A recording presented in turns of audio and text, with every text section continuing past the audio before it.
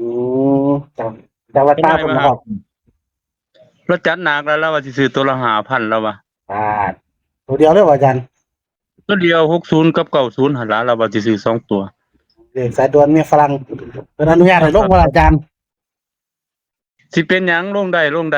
ให้ FC เฮาเพราะมันตรงกับเลขอาจารย์อยู่โอ้ครับตกกันอยู่เนาะอาจารย์เนาะใส่ด่วนให้ FC เฮาเพื่อ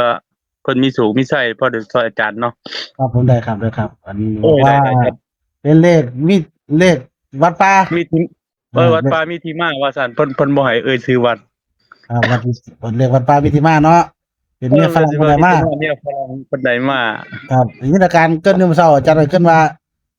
เมียฝรั่งเนี่ยเพิ่นได้มีวัดป่าที่เพิ่นนับถืออยู่ประจำเพิ่นก็ให้เดินทางมาจับแพรกำจานเนาะวัดนี้ว่าอาจารย์วัดนี้บ่บ่ครับวัดทั้งอื่นเพิ่นก็บ่บอกคือกันโอ้บ่บอกอาจารย์เนาะแต่ว่าแต่ว่าให้ว่าวัดป่าซื่อๆเพิ่นว่าวัดป่าเนาะแต่หมายถึงว่าเพิ่นบ่บอกเป็นวัดที่เพิ่นเพิ่นอยากอยู่ในครับเพิ่นก็เฮ็ดสร้างเพิ่นอยากอยู่ในความสงบนะหมอรวยเพิ่นบ่อยากเอ่ยสถานที่แต่ว่าเพิ่นเคยว่าเปรียบเทียบกับอาจารย์เคยเข้าเรื่อยอยู่เนาะอาจารย์เนาะห้วยเจ้าเห็นอยู่ตัวมื้อนั้นมื้ออันมันผมให้90ออก60นั่นล่ะอาจารย์200,000พุ่นนั่นล่ะครับที่อาจารย์ว่าเพิ่นเอามาเปรียบเทียบกันน่ะนะความหมายผมแม่นวันนั้นบ่น่าจะ ครับเพิ่นเอามาเปรียบเทียบเพิ่นได้เด็ดมาเพิ่นว่าเปรียบเทียบกับของผมเพิ่นก็ซื้อหลาย2-3คนเพิ่นสิไปซุมเงียบฝรั่งก็คือวัดนี้เนาะอาจารย์เนาะเออๆๆครับก็ลองเด้อพี่น้อง FC เนาะ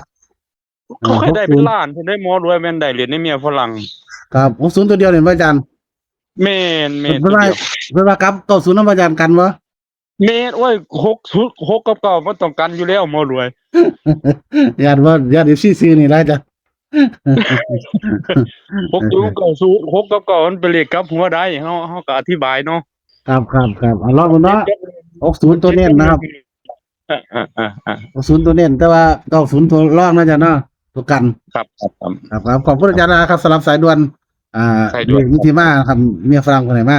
เอาให้โชคให้มานนะครับมีที่มาวัดป่าครับมีที่มาละหมอรวย